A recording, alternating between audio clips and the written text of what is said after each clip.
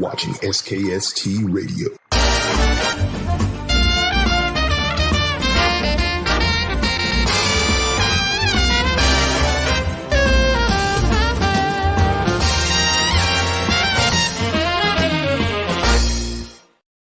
Well, welcome to another episode of SKST Radio, and you are tuned in to the Grayson Show. And today we're doing Small Business Network, and I got a new friend. She goes by the name of Carrie. Carrie is so very. Hey, Carrie, welcome to the show. Guys, thank you so much, Cammie. Great to be here with you. Oh, we were happy you had time to visit with us today. You know, this is so cool. I love it. Carrie, tell people who you are and what you do. Sure. Hi, guys. I'm Carrie Freshour. I am, a lot of things. I am a clinical social worker by training and by life experience. I am also a mama of two. I have a 20-year-old and a 23-year-old. So I learn through those life experiences in the lens of being their mama every day. And I've been working in this field of behavioral health and people for about 25 years now. I just feel like it's kind of a part of me and who I am. And so becoming a social worker was a natural progression to really all those things. So yeah. Oh, wow. So are you a private social worker or? Well, yeah, currently I own my own company and consulting business. Over the course of my career, I like to tell people I've always worked in this field from either in the industry of hospitality, which is just as much training for social work and psychology as anything. Right. I say it all the time.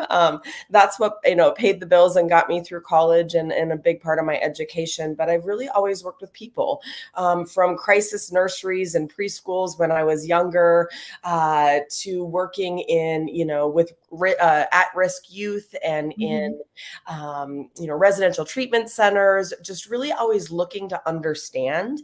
And I think that was a big part of my work and my career, is really always trying to seek to understand. I've also lived through some things. I'm pretty open about that now today. And it's a really big part of what led me to be a consultant and start on my own. And that is, I'm a survivor. I'm a survivor of childhood abuse, but I'm also a survivor from a mama who experienced a lot of multi-generational trauma at a time when we didn't talk about it, right? It was not common.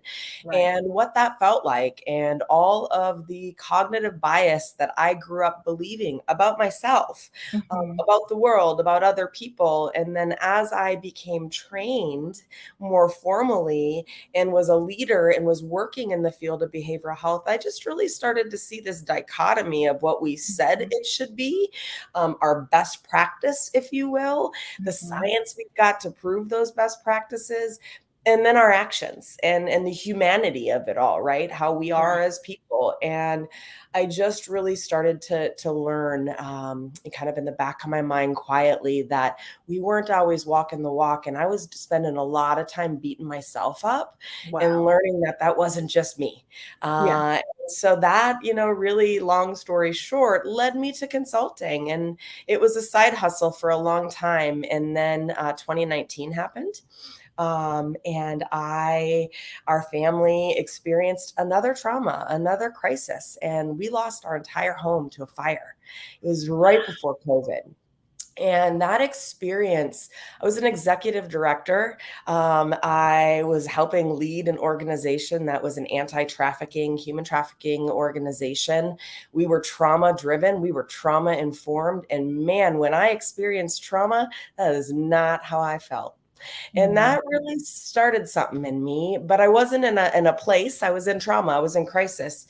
So, that really led me to starting to feel and think some things resonate with me differently, through a new lens, new perspective. And then bam, COVID came. Whoa, all of a sudden we had a baseline, because my friends who hadn't experienced trauma, now they were experiencing something real different.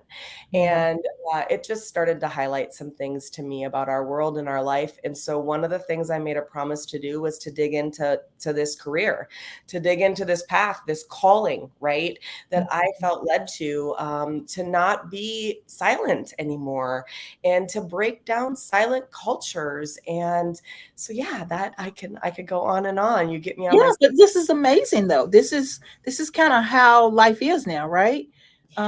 You accept your past, and now you can, we've all experienced something, right? Something, yes. Yes. And so, to talk about it, it makes you feel better. It's part of that health, self-care, it makes you feel better. And now that you've understand yourself, now you can share with the world and Yeah. explain to them it's okay to feel this way. That it's okay and that it doesn't, there are a couple of things that start to happen, right? I have a certain view about myself as someone who's lived and experienced trauma through literally almost every developmental stage of my life. So if you think Mhm, about that, right? mhm, We experience things in our lives, but the time in which we experience them matter. And if we experience them at 3 to 5, like I initially did, think about what we're learning at 3 to 5 in a normal development, right? And then you add in a parent who is doing her damn best to be a good mama, right? Sorry mhm. if I curse, sometimes No, that comes you're out. good. You're good. To be a good mama and was doing a lot of things right to be the best she could be, knowing she grew up in trauma at a Mhm. time we didn't talk about it, like I mentioned earlier. And she did a lot of work to make sure she didn't harm in the way she was harmed, Right. but she didn't know what she didn't know. And when her child experiences trauma, that opens up some triggers to things that are not healed. And you Mhm, begin to walk along that path to the best of your ability. Well, today there's a lot of tools for families who experience a path like I did. My mhm. family didn't have that. If they did, it might have looked a little different. Now that we have that, why aren't we sharing it with everybody? Why Right. do we got to be in harm to know it's there? Right. And Right. then I think COVID opened that up. It was like, an aha moment for me. I'm working for 25 years in this field, but I see people at their worst when they're in crisis. The services, the organizations that I champion today, that I worked in and within for 25 years, or were partners in the work for the last 25 years of trying to make mental health, right? Something like we talk about Mhm. today. Man, this has been a dream. But now that we're in that world where we're talking about it, how do we begin to show people how to do that, right? Those are two different things. Yeah. And I started thinking about something and resonating with that. The programs we work to implement by this best practice and this policy are behavioral health programs, rightfully so, for so many reasons. But what if we did this for everybody? Right. What if we started looking at mental health in workplaces, not as an employee assistance program that we put out there and say, go use, but as a Mhm. way we lead, as a way we train, as a way we honor people, as a way we say, we're going to have hard conversations and guess what? We're going to disagree. But how do we do that? If we start doing that in those cultures, then maybe we'll have better utilized resources. Mhm. And we're not always Absolutely. meeting people in crisis. We're meeting people because we're people and we have life and we're all balancing something Right. at any Right. given time. And some of us are balancing a lot. Yeah. And some of us do that better than others. And that's okay too. But we got to talk about it. Yeah. So that's kind of why I'm here, stepping out on this limb, vulnerably sometimes going, oh, did I say that out loud? But learning way too many times that not saying it got me nowhere. And I spent a lot of time shaming myself as a person, Mhm. clinician, as a mama, as a wife, Mhm. as a friend, as a dog, all these places. And I don't know, the more people I talk to, and I've talked to a lot of them over the 25 years of my work, we all really have the same thoughts, worries, fears, shames, right? Yeah. So Absolutely. I don't know. I think we should talk about it more. Yeah. You're absolutely right. So, Carrie, by all this going on, you became an author. I did. And so Kind tell of us a by little bit about that. mistake, a dream that I don't know about you, but I really believe in this idea of manifestation and really we are who we talk about, who we think about, who we believe, whether you believe in God or you don't, whatever you believe in. I believe that what we say to ourselves matters and what we say to language matters. And Mhm. so I started writing as a way to process my healing with this idea that maybe one day this would turn into something and that I would write my story and I would become an author. Well, that's still a dream on a larger scale than I've achieved yet. But what happened is I started writing about this experience and I was invited to a call for authors through social work, through the Mhm. National Association of Social Work, where I'm licensed and certified. And they were looking for authors to talk about this impact of COVID. What has the pandemic done and how do we as social workers, we really like to come from a strength-based perspective. So how do we talk Mhm. about the hard, honor it, but also look forward? And I just wrote what had been on my heart. I had a couple professional experiences between the time of that fire, Mhm. with the way other colleagues and other board members and other people that were esteemed that I looked up to treated me, Okay. in the face of saying they understood trauma. It was not, actions and words were not aligning, and that was harmful and painful. But I wasn't in a place to talk about it. And then a little bit more recently through COVID, I had some similar experiences with colleagues. I started writing about it and I started creating a curriculum because what's not out there is the how to a lot of it. Yes. We Yes. haven't caught up to that. And so I wrote a curriculum around, it's called Called to Lead, and it's around leading from these best practices that we know. I'm not recreating the wheel. I'm saying Mhm. we already know these things. How Right. do we put this into action? Here's what having a hard conversation and disagreement looks like. But first, we got to look at us and what's our reaction. Like my reaction is defense. And I got a Mhm. little bit of a kind of sarcastic mouth sometimes. That taught me survival. My Right. adolescence, man, that made me survive during those years. But it's not always so pretty today as a 48-year-old woman, right? So I had to Right. learn how to modify that. And I talk about that in this training. How do we honor the humanness, but utilize the tools? We don't have to be in crisis to utilize our best practice. And so I started pulling those pieces together, and it was received well. And I trained it in Florida I guess it's about a year ago in June. And then I turned it into an article, and it was published last December, excuse me, in the DC National Association of Social Work Nice. Intersections article, which is a specialty practice for other people in our field who are leading, right? And so, what an honor and a I was privilege about to that say was. congratulations to you. Thank you. So, and I'm working on another article right now for them as well, and it's around kind of what we're talking about today. Okay, what are we doing well? I mean, look at us. We're talking about mental health openly and vulnerably. That is a win. Yes. Yes. And we need to help people do it better. We need to give them the tools for the actions, right? Not just like, here's an employee assistance program, utilize it if you will, but here's how we act that, right? Yeah. As leaders, as people working with other people, maybe first we say, pause and say, I wonder why Carrie responded that way. That's different than she would usually respond. Mhm. I wonder what happened. Rather than, what in the heck? What was that? What's wrong with her? Why would she Did talk she like do that? that? Oh my Why would gosh. she- And then behind the meeting go, did you hear what she said? Like that's Mhm. what we have normalized. And Mhm. so I call myself out on it because that's how I learn. And I'm trying to help others say, if we all do this a little bit, we're going to make an impact and we are Yeah. stronger together. And so Yeah. here I am on this journey of writing about it, speaking about it, and really just working with any company, person who, organization who wants to figure it out too. Yeah. We've got the tools. We just have to use them. Use them. Exactly. Exactly. Yeah. So who are your ideal customers? Yeah, thank you for asking that. It's kind of a variety. I work with one-on-one with people. I love working with female leaders one-on-one because I think females, I'm just a little biased, obviously, but I think we carry a little bit more. Mhm. The voices in our head are sometimes, not that they don't exist for men, right? But I relate as a female, as a mom, as a wife, as a friend, as a sister, as all these roles.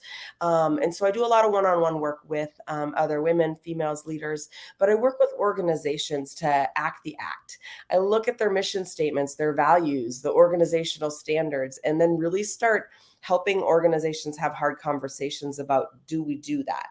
And it's Mhm. okay if we don't. How do we do that? What would that look like? And really walking through kind of those strategic integrations of what we Mhm. want our workplace mental health employee relations to look like to what our standard business is. And the other way is to just come and talk and do some motivational talking and really encouraging and having hard conversations with people. I think one of the gifts that I bring is that I've finally gotten comfortable in speaking my story. And I Mhm. think from what, I don't think I know from what I've received from others, that gives people the opening and the option to share their story.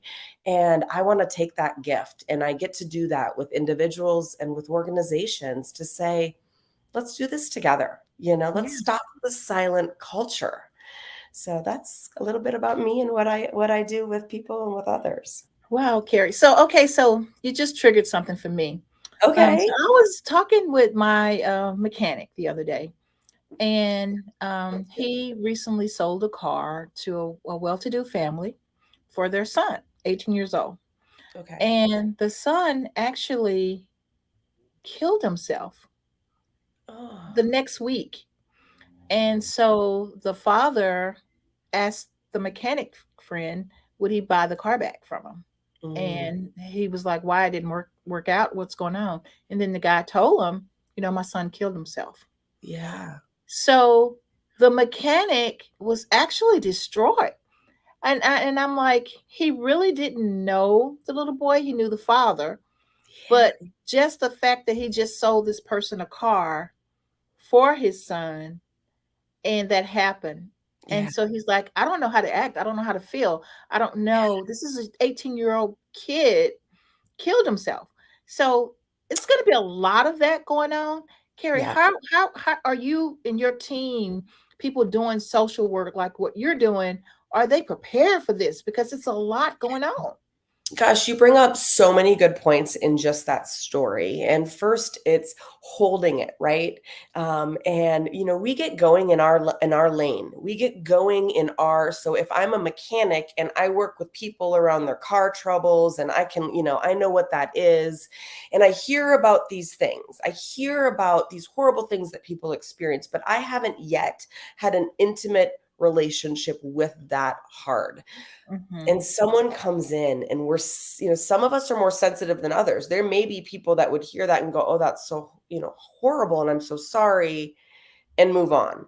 And others it attaches to, and it just kind of penetrates there. Mhm. And we're more sensitive. Some people are really more sensitive because you hear these things, but without context it doesn't yet attach, right? And we do that different throughout our day and our life. I worked with somebody once who was in our field at that organization I spoke about, the human trafficking Mhm. organization. It was my administrative assistant, and then she became a communications manager. She was darn good at what she did, Mhm. and she was very administrative and creative and all these things. But for her to hear us talk about a survivor in the context of the work we did every day had such an impact on her, and she carried it and she brought it home. She couldn't let go, and she thought about it and she dreamt about it and she woke up thinking about it. Like, it stuck with her. And she had heard me talk one day about vicarious trauma, and she aha momented to me because I didn't think about her in that moment. I should have, Right. but I Yeah. thought about my social workers and my team. And we forget that we all are impacted. That's being trauma informed. It's another definition of being trauma informed. That's recognizing that the events or the circumstances that we encounter the Mhm. encounters of our life matter and they have impact. And it might be one that we hear about that matters and sticks with us, or it might be that we've experienced some things and over time it really impacts us. We all have a different, kind of scale, if you will, Right. of tolerance. And I think what's important to remember is when we notice, when we become aware, which is a principle of being trauma informed, it's recognizing that bad, hard, horrible things happen to Mhm. everyone on different scales. We begin to realize the impact of that, right? And then as we notice that, now he's going to respond a little different the next time he hears somebody. And what I tell people is if you're sensitive and you're now noticing, that's what you can do with that energy. Is Yeah. really just hold that the next time you get a customer who doesn't tell you that their son just died and instead comes in and maybe says, I need you to buy this car back, and gives you no detail, and maybe they're not nice about it. Yeah. I wonder what happened, Yeah. right? It'd be a whole different story, probably. Whole different No, story. whole You bring different up story. such a valid example of, in my field, we talk about the experts, we talk about these big T, little T's, right? Big traumas, little traumas. Mhm. It doesn't matter. It all has impact. And Right. whether it's one or many, big or small, if we all start to just pause a little and notice that we are all dealing with something, Right. it gives us a little bit of breathing room and a little bit of grace for one another. Yeah, absolutely. Yeah. Absolutely. So, Carrie, tell Yeah. people how to get in contact with you. Yeah, well, I have a website, so carriefreshourconsulting.com, and I'm also on all social media, but I'll be super transparent. I don't love social media. I love parts of it, but I'm not great at it, and I get super anxious about thinking I have to post or I have to do this or did I offend somebody? That's the parts of me I'm still working on. But you can find me on social media, and it's just Carrie Freshour LLC on LinkedIn, on Instagram, on Facebook are the ones at TikTok. My daughter and I do this new thing called Dear Younger Me, and we do a little reflection of our relationship and the things I Oh, wish that's I sweet. knew. So you can find that on TikTok. That's a fun place to find me a little off kilter, a little less professional, and just being real. So, yeah. I love it. Thank Absolutely you love so it. much for this conversation, for that story about your mechanic, because those are the stories. Honestly, I can tell you the big stories, right? Those little stories are what matters and connects us. And I'm really glad you shared that. Yeah. Well, so give me some words of wisdom. So if we have a person that is trying to inspire to be the same thing you are, a consultant, a coach, a speaker, an author, what type of words of wisdom would you give that person? Yeah, gosh. Well, the first thing that comes to my mind is my mantra, keep going forward. The second is just to, I think, I always get other people's quotes a little out of order, but it's just to start, right? Mhm. I get so caught up and have and still do today get caught up in what I should be doing or I should have said, or should I focus more on this? Start with something and put it out there. As social workers, especially clinical, people in the behavioral health field, people really doing anything that want to go into consulting and doing more. I think what COVID has taught us is that you can. And Yeah. that business and doing things looks a little different than it used to. There's less barrier. We can also get caught up in the social media of it thinking that it's instant. It's not. It's not. You just Mhm. start. You put yourself out there by saying, I'm going to write a little bit. And if I think it's good enough, I'm going to put it out there in a blog and share it. Or maybe I'm just going to do a quick little video and get on and say, hey guys, if anybody else is feeling this way, I've been overthinking things for so long in my entrepreneurial career. And the other day I just posted something saying, I wonder if this will help somebody. And it was about me having confidence by looking in the mirror. There was a time when I looked in the mirror and literally all I could find, my therapist would say, find one thing that's positive. And I would look in the mirror and I'd look to my feet and I'd say, I have cute toes. I literally could find nothing. That's But cute. somebody once told me I had cute toes and I held on to it. And I was like, I kind of do have cute little toes. And that's all I had. That's all I had. And today I can look in the mirror and I can list a bunch of things that I love about what I see back. And that took time. Just start by finding one thing or working on one thing or saying, I'm going to do one thing. Start there. Well, you know what? I'm going to take that word of wisdom, those nuggets, and I'm going to share it. I love that. Find one thing about yourself that you can compliment yourself on today. One thing. Because we're all One. so critical. We're going to always find the critical. So, Yeah. one thing. One thing. Okay. Yeah. Well, I'm going to say my one thing today that I like about myself, I had a chance to meet you. I love it. This has And been it was just a wonderful. joy. I really love that our energy and our time connected, and I think we should stay in touch. I love what you're doing. It's Absolutely. kind of brought me an attention to you.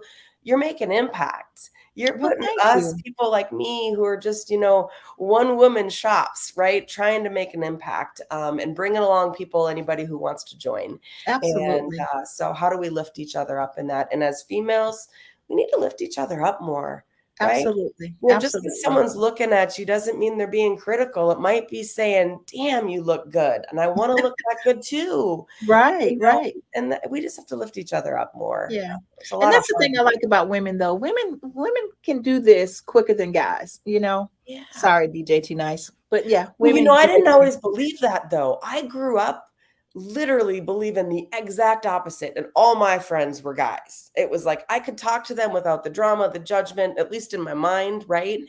Mhm. And now I'm with you. Like females, we hold a lot of power. We have Yeah. a lot of power. And we unite together and we do this, man. It's us against the world. Well, we can move the mountain. We We can really do it. can. We really Yeah. can. And you're doing it and I love it. And I'm grateful for the invitation to be here with you today. Oh, So thank you. absolutely. And we're gonna have you back. This is I not love it. goodbye. Let's do it. Stay in Let's do it. touch. All right. Absolutely. Okay, guys, this concludes our show for today. Carrie, tell everyone goodbye. Bye, guys. Until next time. See you soon. SKST Radio.